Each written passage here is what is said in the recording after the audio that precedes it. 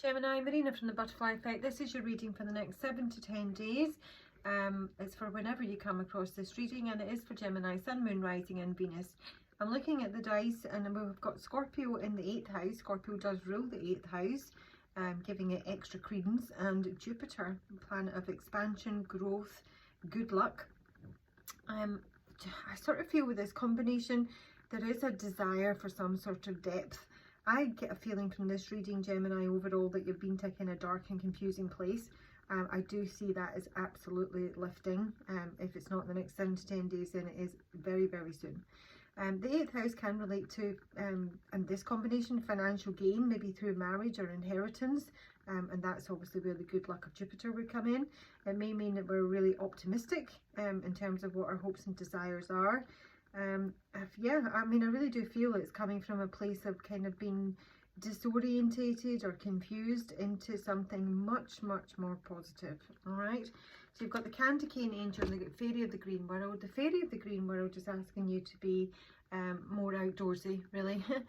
Connect with, you know, forests and parks, and yeah, it's a very health conscious card, so it might mean that you want to clean up your diet or detox, or you know, check your water source, and you know, literally what you're consuming, and in some way reconnect, maybe even kind of ground yourself, because this chaos card down here is very ungrounded. It's literally, it's described as groundless, so you might have a feeling that you might kind of reconnect and feel a bit more settled in your energy. And the candy cane angel, it's time for a treat, is saying just that it is time to treat yourself in some way, shape or form. And oftentimes this can be chronically denying ourselves pleasure. You know, it's literally a habit. So you're maybe saving for a rainy day, but that rainy day will never come, even if it's torrential. Or it can be denying any kind of pleasure. You know, it can be time off work, or it can be self-care, or it can be relationships, or it can be, you know, a sweet treat. It can be anything.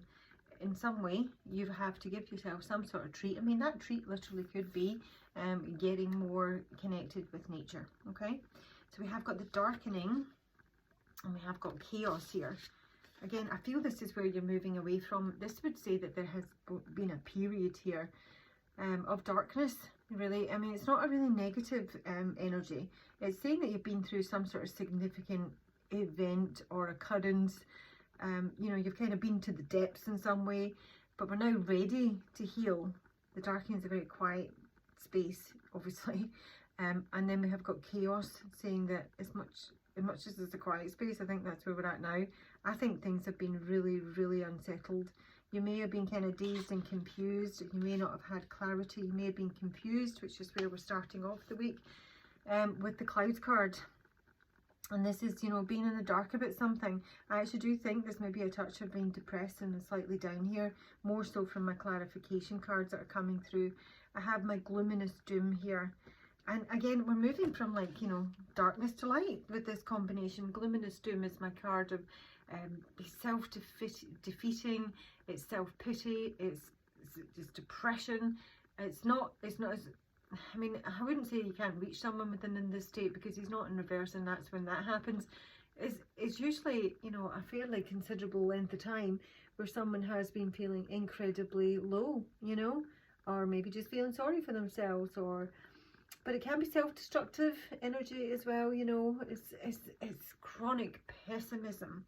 And then we have Iris of the Rainbows, and this is saying that after a dark period, after difficulty, after some sort of trial, we get a wee bit of hope, because Iris comes in with the rainbow, and that's where the hope comes from.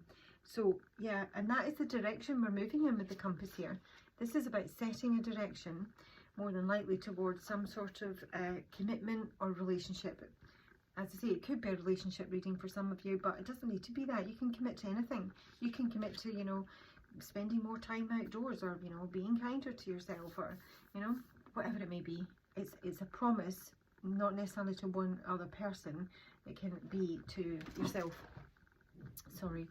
So yeah, and I've got the Sun here as the connection card, and you know, that is what's kind of, and we have got the light side of the clouds. So I really just feel this is the way we're going. It's literally like, you know, moving to a place where there's more happiness, there's more joy, there's more success, and setting a direction away from gloominess, doom, to the hope that is Iris of the Rainbow.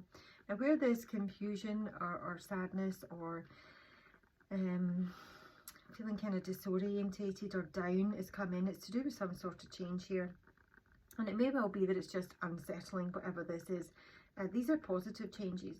And the changes are coming in with the fairy godmother. The fairy godmother is incredibly lucky. She would be Jupiter. She's about last minute rescues and healing. She just kind of puts a wee bit of fairy dust onto everything and kind of lifts the mood, you know. But she can literally be about miracles and a return to trust in some way. So there is a change here, and I'm not seeing the heart card, but it's a change in terms of how you feel, that is, you know, lifting you out of this kind of gloominess, the worry, if you like, the confusion, the doubt, the mistrust, the suspicion is around the Singer of the Chalice, and this is obviously similar to the Ace of Cups.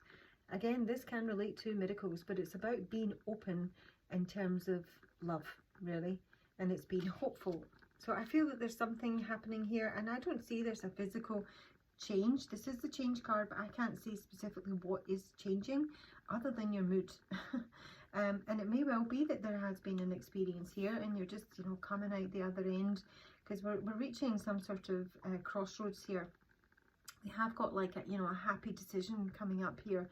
For some of you, this is definitely romantic, because the Piper coming under the sun here, the Piper is a very seductive energy, is someone who calls in their soulmate, who communicates through music rather than words, you know. It's a very magnetic, alluring, seductive, thinking kind of scorpionic energy.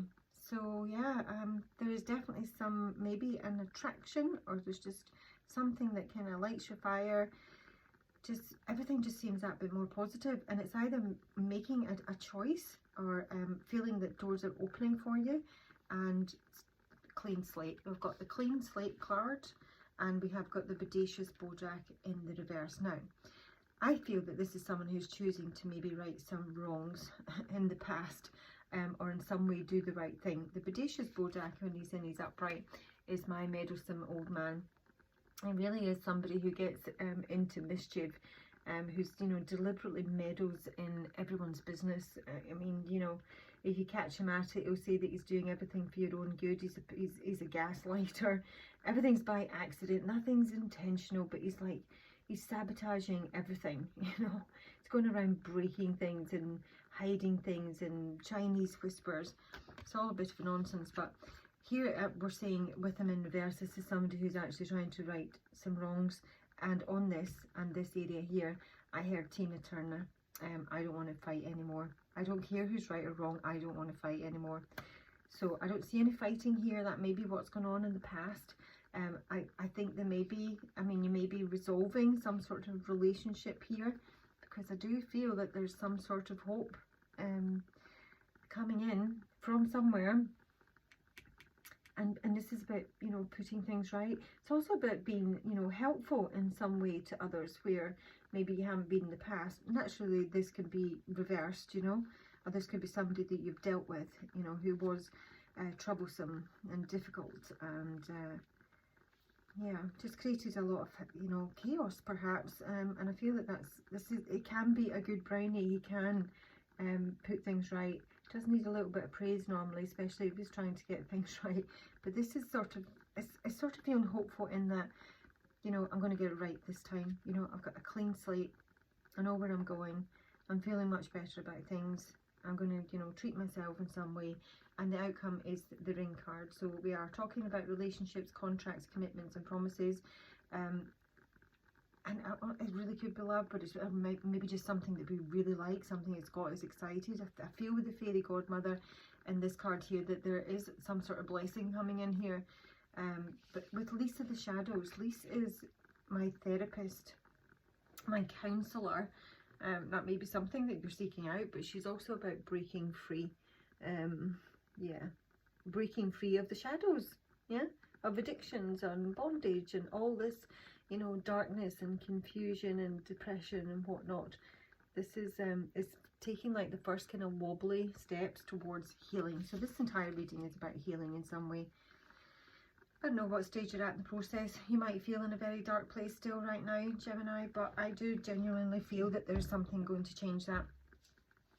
I don't know what it is, but we're looking to the future here with the fairies of the future. I'm not saying it's going to be easy, but I see there's most definitely light at the end of the tunnel here, and I feel there's something you're sufficiently desirous of that's going to lift you out. Okay, that's your reading. You have a good week. Talk to you soon. Bye.